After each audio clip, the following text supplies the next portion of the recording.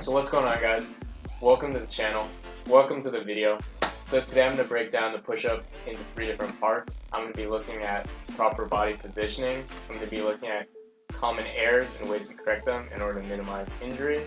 And then lastly, I'm going to be looking at ways to either make the push-up easier or to intensify the movement, depending on your current level of fitness expertise.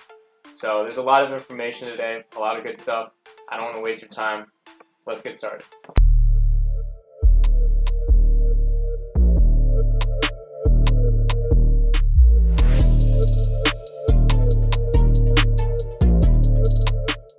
So the push-up is a very basic movement, which a lot of you are going to become familiar with if you're just starting out in fitness. Even if you're more advanced, push-up is a good way to build your foundational skills and increase your upper body strength. And this might especially be the case if you're training without equipment. You may be on vacation and not have access to a gym. So the push-up is primarily going to be targeting your chest muscles, like your pecs, and then also your triceps.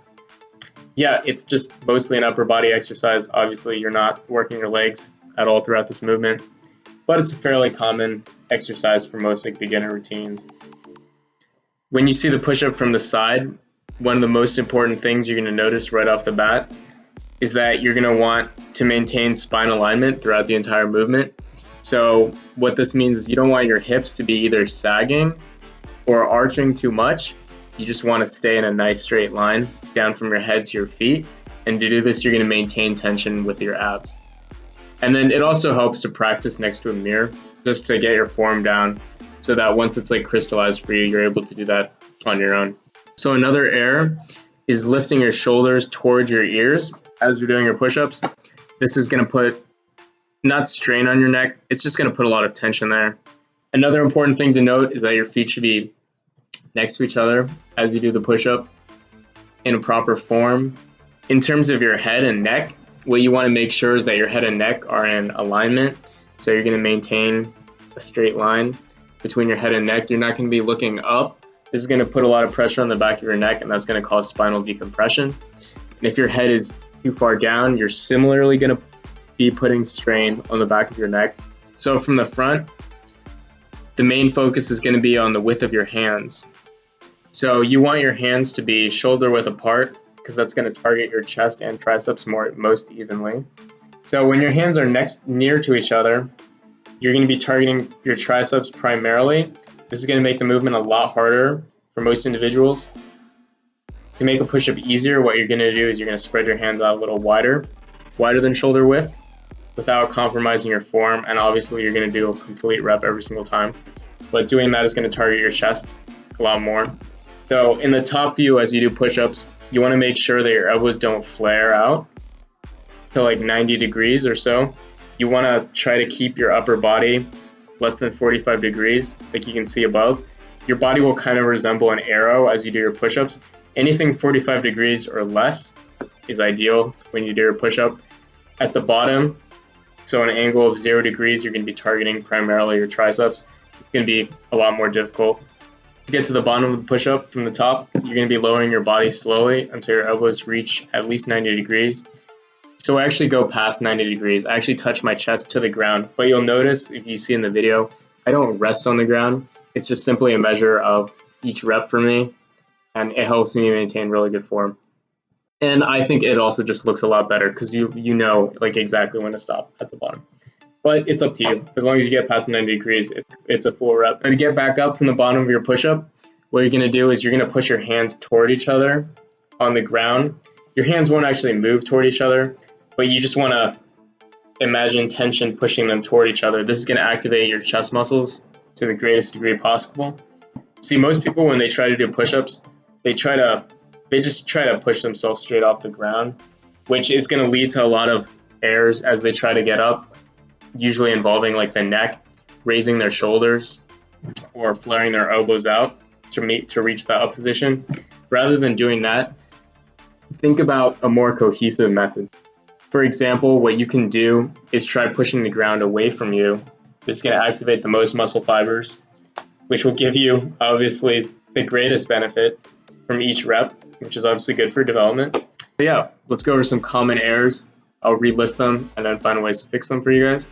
So first error would be head alignment. Look, this is looking too far up or too far down. It's going to put stress on the back of your neck, leading to spinal decompression and pain, chronic pain. So what you want to do to avoid this is to try to look straight at the ground the entire time throughout the movement. It's just a good way to not lift your head up, which is what most people tend to do. Second error is going to be elbow flare. So this is when your elbows come up too high.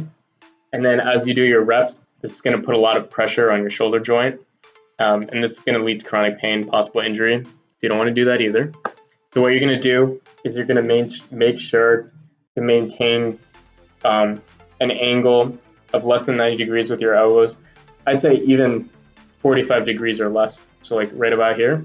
Think about when you push something. You're not going to push it with your arms out and your elbows out like this. Your hands are going to be down. Same thing applies with a lot of exercises like the bench press. It's a common error for most beginners to keep their arms flared out like this, but this is going to put a lot of pressure on your shoulder and rotator cuff, so you want to avoid that. Next error I'm going to talk about is your hip sagging. So this could be just caused by fatigue. To fix this, you can engage your abs throughout the movement and then also practice next to a mirror so that you can maintain proper alignment throughout the push-up. And then that'll translate over when you don't have a mirror. So that's the idea. And then the last mistake would be doing half reps. So this would be individuals cheating, not doing a full push-up, not coming down to at least 90 degrees. I mean, like I said, I like touching the ground just because it shows me that each rep is complete. But if that's not something that you want to do, that's okay too. But not hitting 90 degrees would be considered cheating, and that is not perfect form. Those push-ups do not count. So there's going to be 4 primary ways you can make push-ups either easier or harder.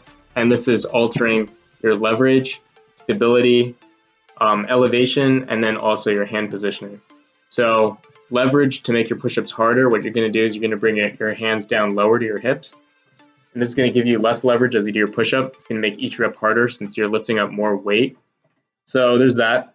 To make it easier in terms of leverage, you can do push-ups from your knees. It's going to minimize the distance between your knees and your hands, like where your push-up is. So more of your body weight is going to be supported. This can make it easier for you. Obviously, full reps apply. Hit that 90 degrees or touch the ground with your chest. Proper spine alignment, so don't cheat on that just because you're doing knee push-ups. Then the next one would be elevation. So to make the exercise more challenging in terms of elevation, what you're going to do is do your push-ups on a decline.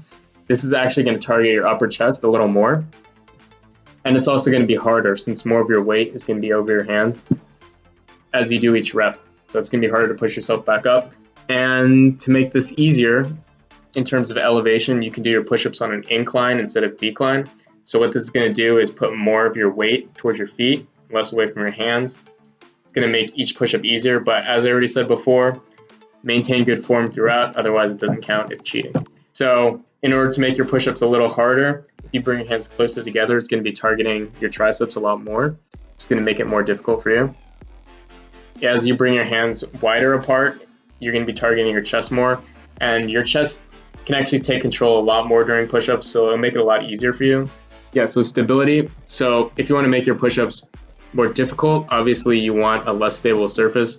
So doing push-ups on something like a medicine ball, like I'm showing above, can be a lot more difficult to perform each rep because you're activating a lot more stabilizing muscles throughout your chest and arms. On the flip side of that, if you want to make the exercise a little easier, if you widen the hand width of your hands and you spread your feet a little bit wider, you're going to have a wider base of support at your hands and feet. So you're going to be working your stabilizing muscles less, and you can just focus on performing each exercise. In terms of stability, what you can also do is do your push-up on less points of contact. So when you do a regular push-up, you have 4 points of contact with the ground, both your hands and both your feet. If you take one foot and cross it over the other, then you already have 3 points of contact with the ground. It's going to make it a lot more challenging.